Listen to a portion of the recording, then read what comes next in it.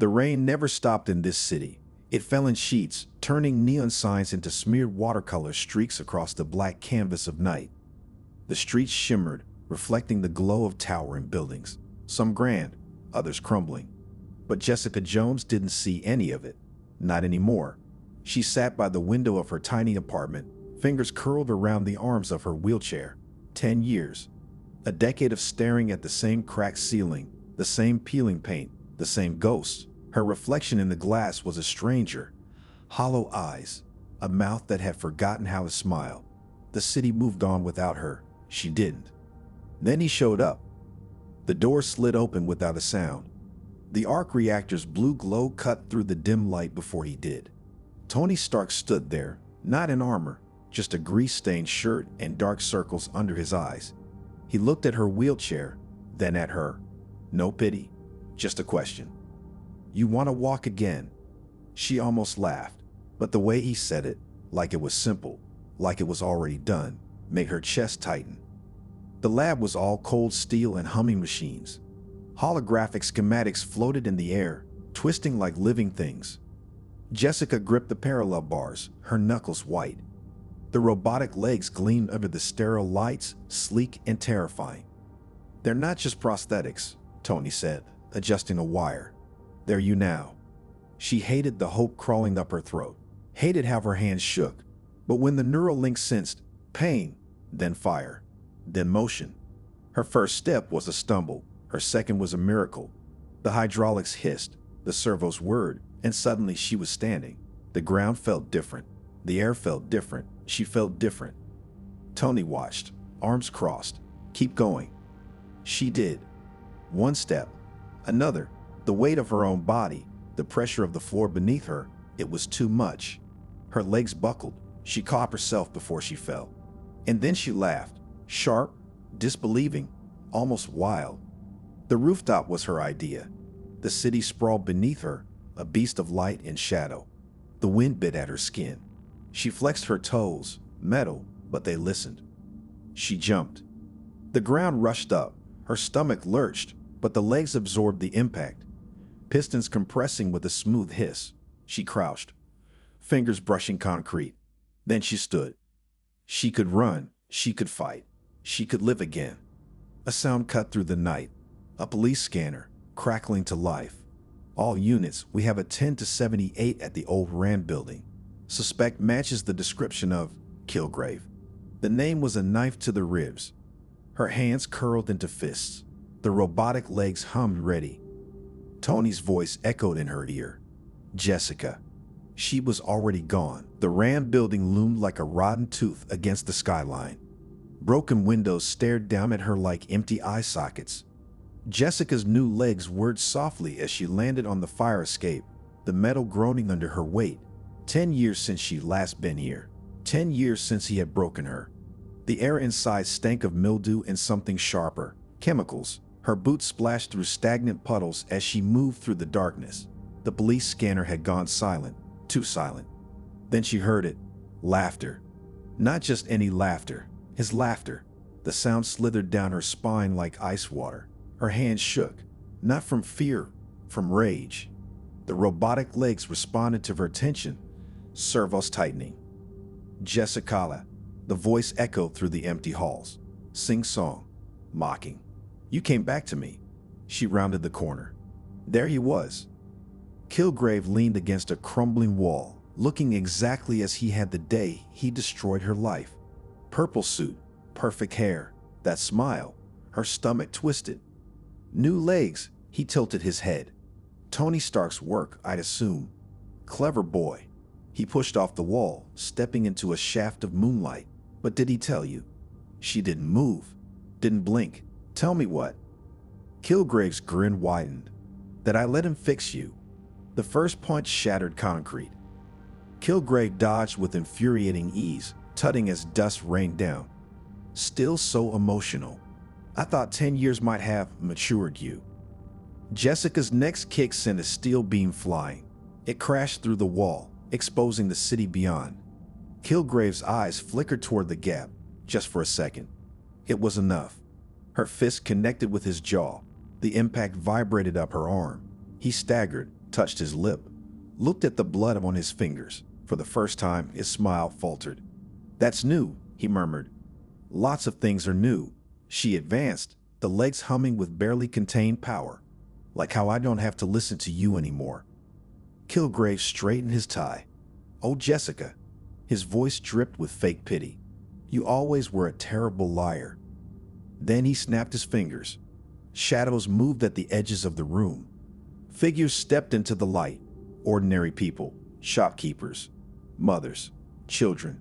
Their eyes glowed faintly purple. Jessica froze. "You see," Kilgrave whispered, brushing dust off his shoulder. "I don't need to control you." He gestured to the crowd now encircling them. "I have an entire city to do that for me." A little girl stepped forward, holding a knife. Jessica's breath caught. Kilgrave's smile returned, cruel and bright. "So, let's try this again. Kneel."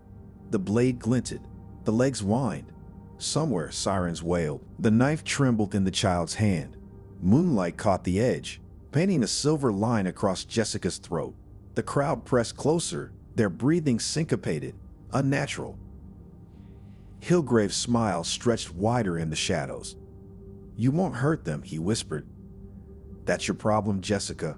You always." Her robotic leg kicked out. Not at the girl, at the floor. Concrete exploded upward in a shockwave of dust and debris.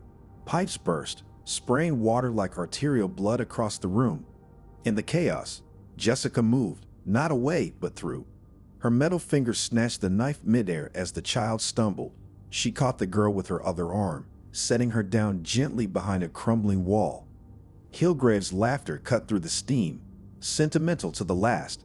The crowd surged. Jessica's legs whirred to life. She didn't fight. She flowed, twisting between grasping hands, using just enough force to shove people aside without breaking bones. A businessman swung a pipe. She ducked, letting it crash into a purple-eyed cop behind her. "You're wasting time." Kilgrave's voice came from everywhere. "They'll keep coming until..." A gunshot rang out. Jessica spun. The bullet tore through her shoulder before she heard the bang. Warm blood trickled down her arm. The shooter, a taxi driver, already had his finger tightening on the trigger again. Jessica's vision pulsed red at the edges. She could disarm him. She could break him. The child whimpered behind the wall. Jessica exhaled. Her legs screamed as she launched straight up, crashing through 3 floors of rotting wood and plaster. Kilgrave's voice followed her upward, running away. How ordinary. She wasn't running. She was hunting. The rooftop air tasted like ozone and exhaust. Jessica's wound dripped onto the gravel as she ripped a fire escape ladder free with a metallic shriek. Down below, the crowd knelt like ants, their purple eyes turning upward in unison. No sign of Kilgrave. Then the radio at her hip crackled. "Jessica," Tony's voice, strained. "We found a signal. It's not just them. He's broadcasting to half the city." A cold understanding settled in her gut. The robotic legs. Her fingers flew to the neural interface behind her ear. "Don't," Tony barked. "If you disable it mid-transmission, the feedback cold." She yanked the chip free. The world went white. Pain like lightning seared through every nerve. She collapsed, convulsing, as her legs sparked and died. Some distant part of her registered screams from the street, the crowd waking as if from a nightmare. Footsteps crunched on gravel. Kilgrave loomed over her, head tilted. "You really thought it would be that easy?" He knelt, plucking the damaged chip from her twitching fingers. "Tony's toys were never going to save you." His thumb brushed her cheek, almost tender. "Only I can do that." Her metal fist crashed into his ribs. The crack of breaking bone echoed across the rooftop. Kilgrave gasped, staggering back. Genuine surprise flickered across his face. Jessica dragged herself upright, using the dead weight of her legs, blood and oil smearing the ground. "You're right," she rasped. "He didn't save me." Her fist connected again. "I did." Kilgrave hit the rooftop hard. Blood sprayed from his split lip, painting the gravel in dark droplets. He rolled onto his back, laughing through the pain. "That's my girl," he choked out. "Always fighting the inevitable." Jessica's legs were dead weight, circuits fried. hydraulics leaking, but her arms still worked just fine. She dragged herself forward, knuckles scraping concrete. The city spread out below them, a glittering, poison jewel. Sirens wailed in the distance. People were waking up down there, confused and terrified, rubbing their eyes like children after a nightmare. Kilgrave sat up, wincing. "You can't stop the signal, Jessica." He tapped his temple. "I'm already in their heads. In your head." Her fist connected again. This time his nose broke with a wet crunch. "Talk more," she growled. "See what it gets you." Metal fingers closed around his throat. Kilgrave's pulse fluttered against her grip like a trapped bird. His smile never wavered, even as his face turned purple. "Do it," he rasped. "After everything I've done to you. Don't you want to?" She did. God, she did. Her hand tightened. A gun cocked behind her. "Let him go." The voice was familiar, tired, human. Jessica turned her head just enough to see Luke Cage standing there, pistol steady in his hands. His eyes were clear. No purple glow, just pain. "He's controlling you," she said. Luke shook his head. "Not anymore. Thanks to you."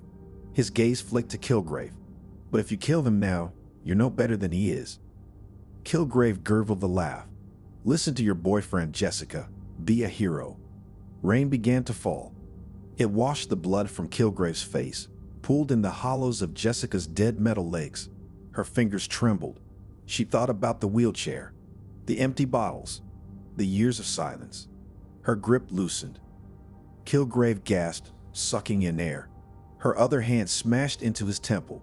His eyes rolled back. How cold. Luke lowered the gun. What now? Jessica looked down at her ruined legs, at the monster lying at her feet. The sirens grew louder. "Now," she said, "we burn it all down." Rain drummed against the rooftop like 1,000 tiny fists. Jessica's ruined legs hissed as coolant leaked into the growing puddles. Luke crouched beside Kilgrave's unconscious form, checking his pulse with clinical detachment. "He's alive," he muttered. "Wish I could say I was surprised." Jessica didn't answer.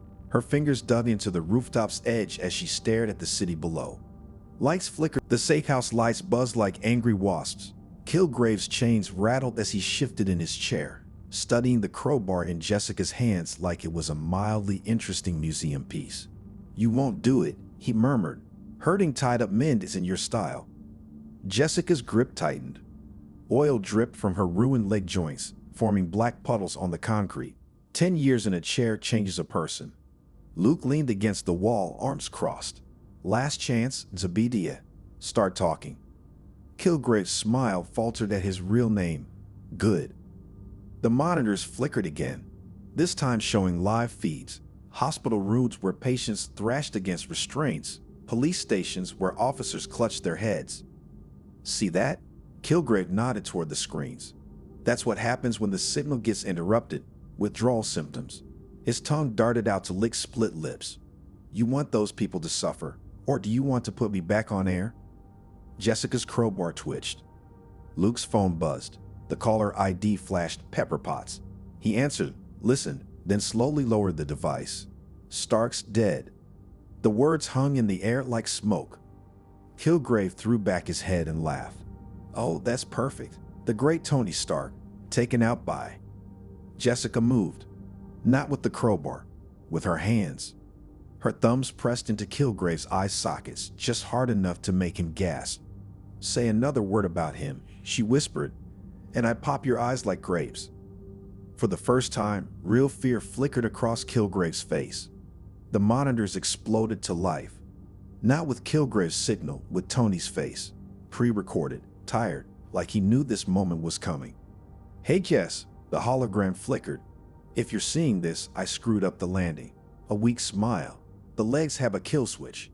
Voice activated. Just say." Kilgrave lunged against his chains.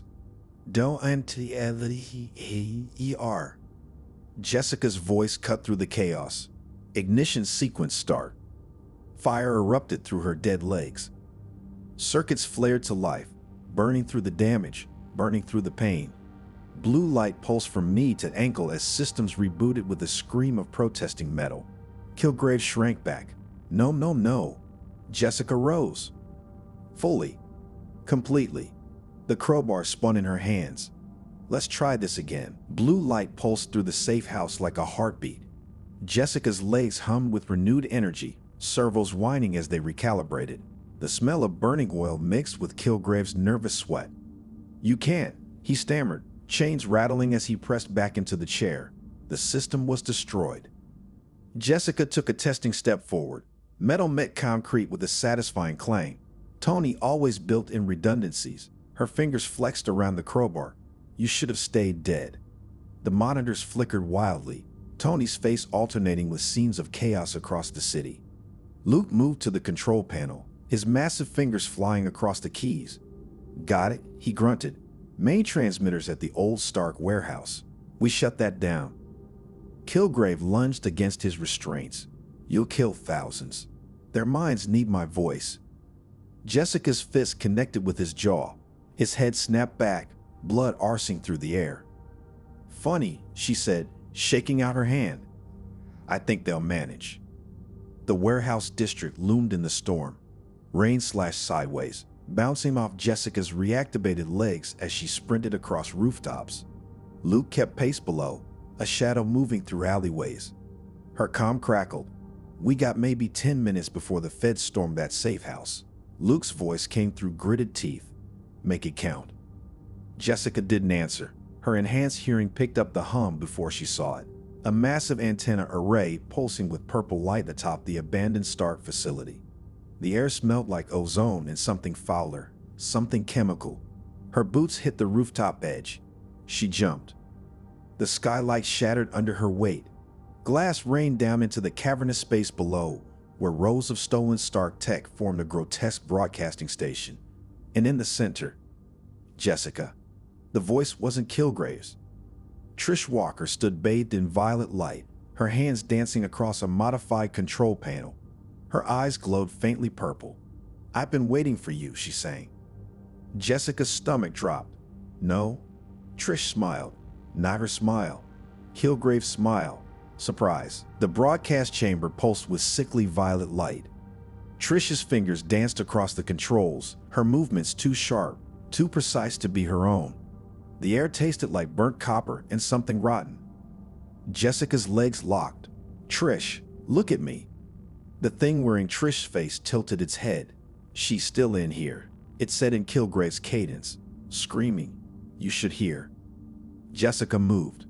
Not toward the controls. Not toward the exit. Straight at Trish. Metal fingers closed around her sister's throat. Not squeezing, just holding. The purple glow in Trish's eyes flickered. Remember, Jessica whispered, forehead pressed against Trish's. The fire escape. 7th grade. You kissed that boy from chemistry class, and he ran away screaming. A dreamer. The time we stole Mom's vodka and got so sick we... Trish's hand spasmed. Jess? The monitors exploded in a shower of sparks. Luke crashed through the doors below, his shirt smoking from fried security systems, transmitters going critical. Jessica didn't turn. Her thumbs brushed Trish's tear-streaked cheeks. I need you to say something for me. The building shuddered, conduits burst, spraying coolant like blood. Ignition sequence override, Trish rasped. Jessica's legs flared white-hot. The blast wave shattered every window for 3 blocks. When the smoke cleared, Jessica stood amid the wreckage, Trish cradled against her chest. The antenna array lay in twisted ruin, its purple glow fading to nothing. Across the city, lights flickered back to normal. Luke limped up beside them, wiping blood from his brow. It's done. Trish stirred, her eyes clear for the first time in years. Jess, your legs. Jessica looked down. The robotic limbs were scorched black, joints fused. Useless. She exhaled the laugh. Worth it. Epilogue. The wheelchair creaked as Jessica rolled onto the rooftop. Dawn painted the skyline in bruised purples and golds. Behind her, Trish set down 2 coffee cups. You okay? Jessica watched the sun rise over the city she'd saved. The legs Tony gave her were gone. The ghost of Kilgrave was gone. She took the coffee. Getting there,